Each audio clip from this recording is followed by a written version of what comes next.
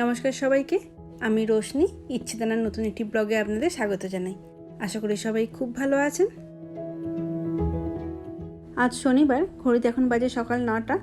ছেলেদের স্কুল নেই ঠিকই, তবে হালকা কিছু জলখাবার বানিয়েছি, কারণ আজকে আমরা একটা জায়গাতে বেড়াতে যাচ্ছি। আপনারা তো আমার ভিডিওতে ক্যানাডার বড় বড় শহরগুলো দেখেইছেন, তবে আজকে যাচ্ছি একদম নতুন একটা শহরে, বাড়ি থেকে প্রায় 2 ঘন্টা দূরে, কিছুটা নর্থের দিকে। এমনিতে শীতকালে আমরা বেশিরভাগ সময়টাই থাকি গৃহবন্দী, তাই আজকে এত সুন্দর একটা শরতের আবহাওয়া দেখে হঠাৎ করেই আর কি এই প্ল্যানটা হলো। এখন তো ছেলেদের স্কুলও খুলে গেছে, প্রতিদিন সকাল সকাল উঠতে হয়, তাই আজকে আর ঘুম থেকে তুলিনি, একটু দেরি করি তার জন্য বেরোচ্ছি। এখন এই 10টা মতো বাজে। আজকের বাইরের ওয়েদারটাও বেশ ভালো, তবে এই আবহাওয়াও কিন্তু পাল্টে যাবে খুব তাড়াতাড়ি। সামনের সপ্তাহ থেকেই এখানে অফিসিয়ালি ফল সিজন শুরু হয়ে যাচ্ছে। আর এই চারপাশটা দেখুন, দুদিকে জঙ্গল আর মাঝখান দিয়ে একখানেই রাস্তা। গাড়ি ঘোড়াও কিন্তু খুব কম। যত উত্তরের দিকে যাওয়া যাবে ততই কিন্তু এখানে লোক বসতিও কমতে থাকবে। আমরা যেখানে থাকি তার থেকে দেখুন অনেকটাই পার্থক্য দেখতে পাবেন। তবে আমাদের এখানে এত ভালো ওয়েদার হলো, যেখানে যাচ্ছি সেই জায়গাটা যেহেতু একটু পাহাড়ি এলাকা, তার জন্য ওখানে কিন্তু টেম্পারেচার সবসময় চেঞ্জ হয়, মানে এই ভালো তো এই খারাপ। আর তার জন্য সঙ্গে করে জ্যাকেটও নিয়ে নিয়েছি। দেখা যাক এবার, চলুন। যেটা যেতে সময় লাগবে প্রায় 2 ঘন্টা মতো। দুপাশে যে গাছগুলো দেখছেন সেগুলো হচ্ছে সত্যিকারের ক্রিসমাস ট্রি। কিছুদিন পর থেকে এখানে ক্রিসমাস ট্রি পিকিং শুরু হবে, মানে বাড়ি সাজাবার জন্য আপনার যে ধরনের গাছ পছন্দ সেটা আপনি নিজেই এখান থেকে কেটে নিয়ে যেতে পারবেন। অনেকটা রাস্তা আমরা চলে এসেছি, আর আকাশটা দেখেছেন পুরো মেঘলা, আর যেতেই সময় লাগবে 20 মিনিট মতো। আমরা চলেই এসেছি, কিন্তু প্রায় 20 মিনিট ধরে আমরা একই জায়গাতে ঘুরেই যাচ্ছি, কারণ গাড়ি রাখার জায়গা পাওয়া যাচ্ছে না। একই জায়গাতে তো দাঁড়িয়েও থাকা যাচ্ছে না, তাই এই রাস্তাটা ধরেই আমরা এটা নিয়ে 3বার হলো পাক খাচ্ছি। দেখা যাক, যদি কেউ বেরোয় তাহলে আমরা সেখানটাতে গাড়িটা ঢোকাতে পারবো আর কি। প্রায় 35 মিনিট ওয়েট করার পর একটা জায়গা পাওয়া গেছে, সেখানে গাড়িটাকে পার্ক করা হলো। কী রকম আকাশ দেখে আসলাম, আর এখানকার আকাশটাকে দেখুন, মনে হচ্ছে যে কোনো সময় বৃষ্টি নামবে। আর তার সাথে বেশ ঠান্ডা হাওয়াও দিচ্ছে। যদিও জ্যাকেট আমরা সঙ্গে করে নিয়ে এসেছিলাম, তার জন্য অসুবিধা হয়নি, ওদেরকে পরিয়ে দিয়েছি। এই জায়গাটার নাম হলো ব্লু মাউন্টেন। এটি জর্জিয়ান উপসাগরের উপকূলে অবস্থিত, আর এটা সবচেয়ে বিখ্যাত হচ্ছে স্কি রিসর্টের জন্য। এখানে আসার পরেই মিকার প্রথমেই চোখে পড়েছে ওই সামনের খাবারের দোকানটি। বেশ বড় লাইনও দেখছি, যাই গিয়ে লাইন দিই। আর দুজনেরই তো 2 রকমের খাবার পছন্দ। এই সামনেতে মেনু কার্ড ছিল, সেখান থেকে চুজ করে অর্ডার দেওয়া হয়েছিল 2টো। এই যে মিকারটা চলে এসেছে। এটা ক্যানাডার একটা খুব জনপ্রিয় খাবার, নাম বিভার টেলস। এটা এই বেসটা দেখছেন, এটা হচ্ছে একটা লুচি। লুচির উপরে চকলেট বাটার স্প্রেড করে দিয়েছে, আর তার উপর দিয়েছে অনেকটা পরিমাণে স্কিটেলসের চকলেট। মিকুর কাছ থেকে আমি একটু টেস্ট করে দেখলাম, তবে আমার আবার অতটা ভালো লাগেনি।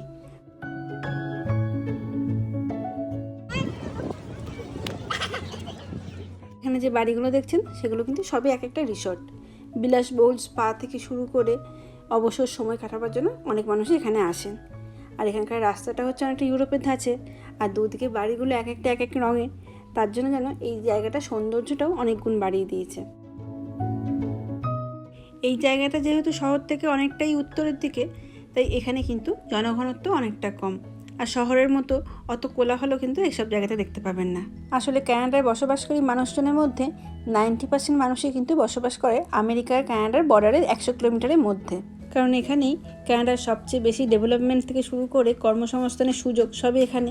আর ওয়েদারটাও ক্যানাডার অন্যান্য জায়গার তুলনায় অপেক্ষাকৃত ভালো। আর আপনারা তো জানেনই, যত উত্তরে যাওয়া যায় তত আরও বেশি ঠান্ডা পড়ে। ক্যানাডা পৃথিবীর 2য় শীতলতম দেশ, তাহলে বুঝতেই পাচ্ছেন বেশিরভাগ জায়গায় কিন্তু শীতকালেতে তাপমাত্রা নেমে যায় অনেক নিচে।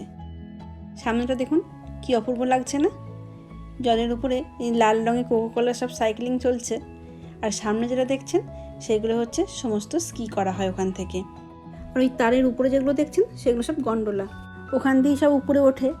আর চতুর্দিকটা যখন বরফে ঢাকা পড়ে যায় শীতকালে, তখন উপর থেকে দেখতেও লাগে অপূর্ব। আর আকাশটা একবার দেখুন কীভাবে ভোল পাল্টাচ্ছে সবসময়।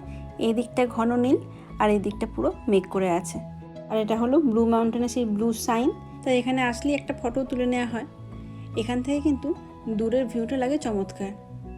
আর এখানে যে গাড়িগুলো দেখছেন সেগুলো হচ্ছে এখানে যারা রিসর্টে আছেন তাদের গাড়ি।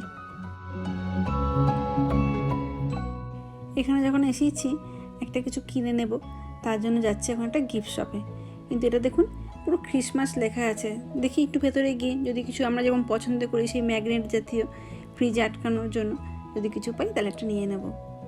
কিন্তু দোকানে এসে দেখছি সবই হচ্ছে ওই ক্রিসমাসের জিনিস, মানে এমনি নর্মালভাবে ব্লু মাউন্টেন লেখা বা এই ধরনের কিছু তেমন দেখতে পাচ্ছি না। দেখি আর একটু, না হলে এখানেই আরেকটা দোকান আছে, সেখানে একবার ঘুরে আসবো।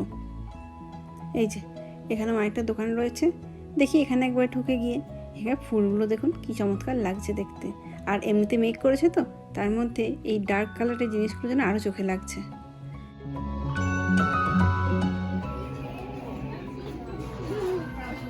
এই একটা ছোট্ট দোকানের মধ্যে যে কত কিছু জিনিস রয়েছে, সে আমাদের ঝুলনের সময় অনেক সময় সাজায় না বেশ ছোট ছোট অনেক অনেক জিনিস, ঠিক সেরকম লাগছে। কি নেই এই দোকানে, সব কিছু পুরো ঘর সাজানো জিনিসে পুরো ভর্তি।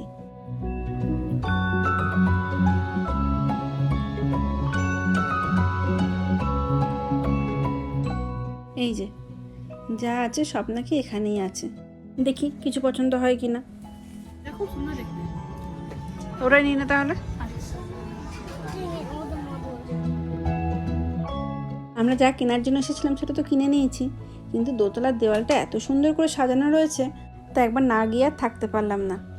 দেখুন কত সুন্দর সুন্দর অ্যান্টিক জিনিসপত্র এখানে রয়েছে, তার জন্য জিনিসগুলোর দামও কিন্তু অনেকটা বেশি।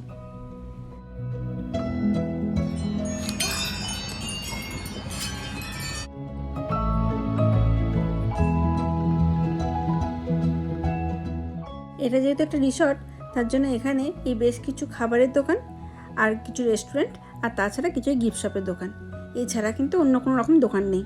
আর এখানে যেহেতু মানুষ আসে আনন্দ করার জন্য, তাই সন্ধ্যা থেকে বিভিন্ন ধরনের লাইভ প্রোগ্রামে আসর বসে।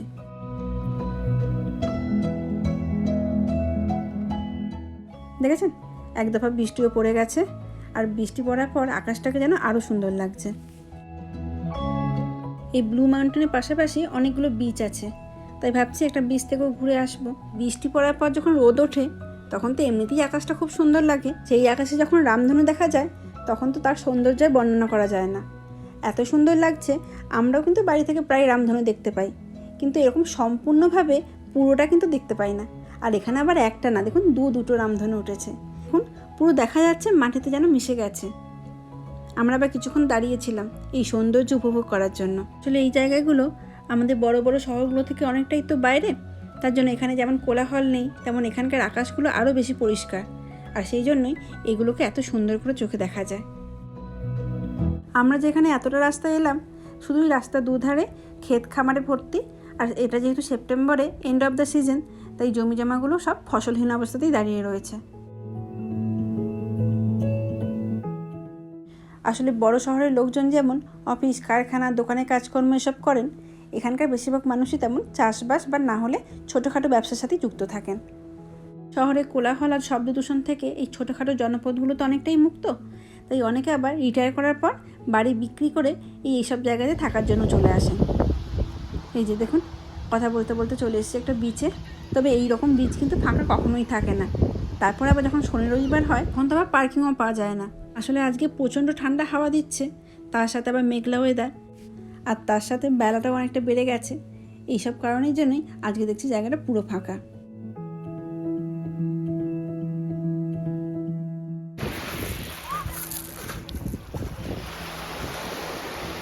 তাই বেশিক্ষণ থাকবো না, একে ঠান্ডা জল, তারপর আবার ঠান্ডা হাওয়া দিচ্ছে, আর ওদের তো স্কুলও খুলে গেছে, তাই আবার যদি শরীর খারাপ হয় তখন আবার মুশকিলে পড়বো।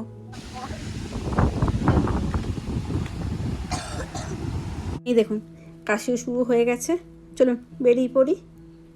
বাড়ি যেতে সময় লাগে 1.5 ঘন্টার মতো, আর সামনে দেখুন উইন্ড হুইলগুলো কী সুন্দর ঘুরছে। সারাটা দিন বেশ ভালোই কাটলো। চলুন তাহলে এবার বাড়ি ফেরা যাক। আজ তাহলে আমার ব্লগটা এখানেই শেষ করছি। কেমন লাগলো অবশ্যই জানাবেন, যদি ভালো লেগে থাকে লাইক শেয়ার কমেন্ট করে দেওয়ার জন্য অনুরোধ করে রাখলাম। ভালো থাকবেন, সুস্থ থাকবেন, আবার দেখা হবে পরবর্তী একটি ভিডিওতে।